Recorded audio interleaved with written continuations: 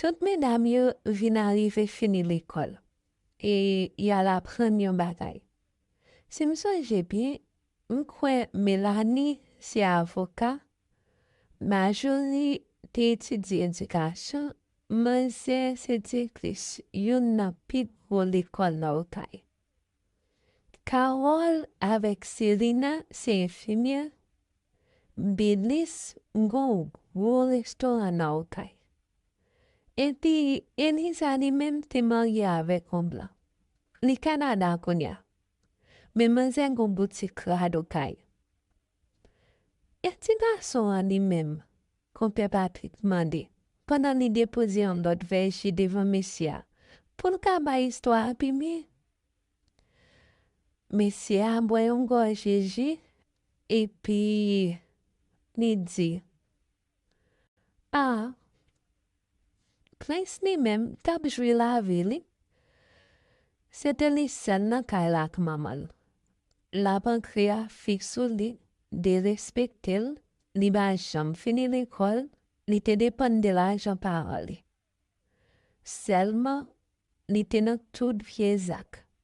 Fait fête, prendre wog, boire wog li, c'est ça seulement de kon fait. Chaque ben a bal kob pour la prendre bagay, li dépense kob la nan femme. Le kob la fini, li tourne kote ben. Mais li pas de balan yon encore jou ça. Li te arrivé frapper papa. Et puis fouye kala, prend tout ti monnaie missi a ganda. Les mesdames yo tande ça, et puis yo al confronter monsieur, li déclare yo que si yo pas fait respect yo avel, la fizye yo. Quand ben a te vin pa mo, na époque la, m'te apprenti li. M'te kon apprenti sorti la kay. Le monsieur pral mouri, li te fem rele tout ti moun yo. Tout mesdames yo vini. Prince, pa mette pied. Li di petite fille, malgré tout ça maman nou fait nou sebi, pas jam raïl. Toujours longe men bali le li nan bezwe. Mesdames yo pas trop d'accord avec ça va pas dire, mais comme c'était dernier volonté li, yo va dire rien. Quelques mois après la mort Bena, Mayou vin arriver malade. Tension de la gelate. L'entam gade qui s'apprend après li. Voisinage de les petites filles. Yo voye l'argent pour l'hôpital. Paye moun pour occuper, mais yo va mette pied. Prince lui-même prend pi fort nan kob la. Li descend Port-au-Prince. Le Mayou fait, et puis li wè Prince pa jam tourne au kay, li van depi se sal de ge. Li descend Port-au-Prince al chercher Prince. Depi jou sa, Anis apral fait 25 l'année depuis mon kay pat konan rien de li. Jusqu'à ce qu'il vin tomber sous li la joti. Monsieur fin boy chia, li font camper. Tout le monde grite bouche bée. Tellement yo saisi kon Istwa Man Mayou. Mais na yen tay am gade l ki chita devan ti kay la, yo par contre si pou yo pran pitié pour li, ou sinon si pou yo raïl ou dénigrel. Yo moun plen. Depuis le nou reconnaître li sit la, personne ba cham vin visiter l nou. Bon, continuation. Monsieur répond, mon cher, pas gen moun ki connaît. Et puis, monsieur font sorti l'al camper devant ma Mayou. Mayout, qui joye? Mayout leve tête li. Moi bien petite moi, ou prend un petit pet. Li dit tout a tremble. Et puis l'ange men pour prendre sa chaîne montre monsieur. Oh Mayout, ou pas ouais qui est ça? Mayout souke tête li. Et puis li mette men dans ma chouelle gentille. Li gen tap hasou bon mesye anko. En tout cas, m'pral di mesdames yo ki kotoye. Mayou pa repon. Mesye a pe kompe Patrick, epi li fe konnen ap tone yo kay, pou lal di moun kay ki kote li wa Mayout. Kek tan apre mesye a finale, sole la te vin desan. Mamayou entre nan ti kay li men balen, chita souvye kaman an fe ki te anda. Li rale yo ansye foto famia. Li men ak bena, kot a kot. Li kembe prins ki te an bebe a l'epok. Epi, set menam yo kampe devan yo, ak ti fik yo tou fene. Li fin ap sonje jan li te rive poto prins al de prins. Li te vin jwen ni nan prison. Mamayou te kon al vizitel.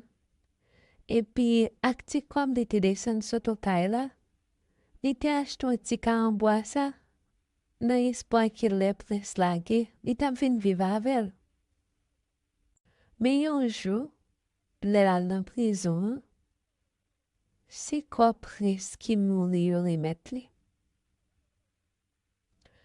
Ak ti res kom li te retia, li fe anterel.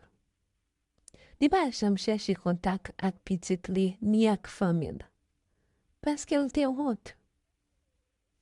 Se lè sa blou komanse pou le nan chil. Le ti jan paret devan jodia, li te fe kom si l pa rekonet li, paske el pat vle lal pose l trop kesyon sou pres. Mesya ki tap rakonte Istwa Man Mayou, ki se ti jan, te tone yo kay. Lal pali a medam yo. Ni rakonte yo jan yo a Mayou. Ni sensibilize yo. Ni rappele yo ki sa papa te di yo anvan mouri. Medam yo te vin pran konsyans e yo te arrive desan Port-au-Prince. Yo rive sou gwo tet machin, abye chè santi bon. 6 bel gren fam. Tout moun nan mache asisi. Me jou sa, Mamayou pat soti, jan iti kon amite fer. Le yo pe de pot entri, yo jan ni kouche.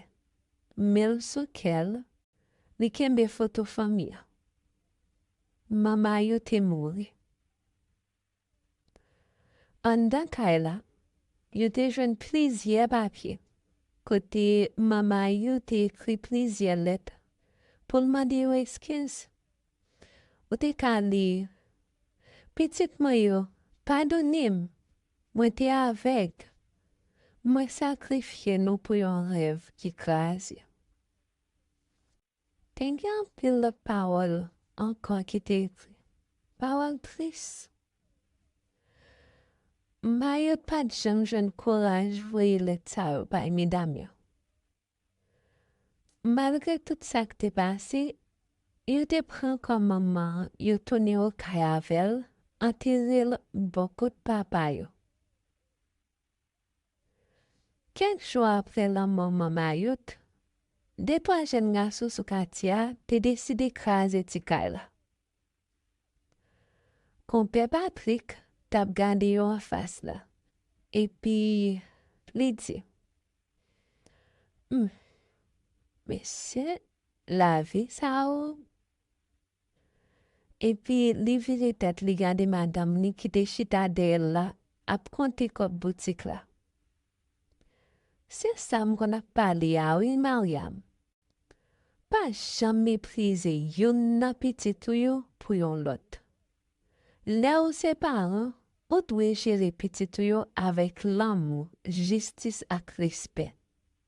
Chak pitit merite mem vale, men si la via pote difikilte. Marian deve tet li gadil, ebe li felo sin, montre Fabiola ki nan yon kwen ak yon jen gaso, ki apri bien fo. Ah, Ou kompren sa mble di a Marianne, pa trete. Se pou nou li, même que li pa bon, nou pa ka jete. Et puis yo komanse li. E ben, mte vin pote ti Istwa Man Mayou sa pou nou joti a. Sa pou nou kwen de istwa sa, se pou nou kone tout si moun pa mem. Me, nou se pa reme yo et trete tout mem jan. Mem jan kan moun morta yo konti, ou pa kon ki eskap li vwa te. En tout cas, si nou te reme ti istwa sa, chanje pataje video a, like, et puis toi abonne à la page là. Nap tourné ak pi belle l'autre histoire encore. Pour nous vin tande.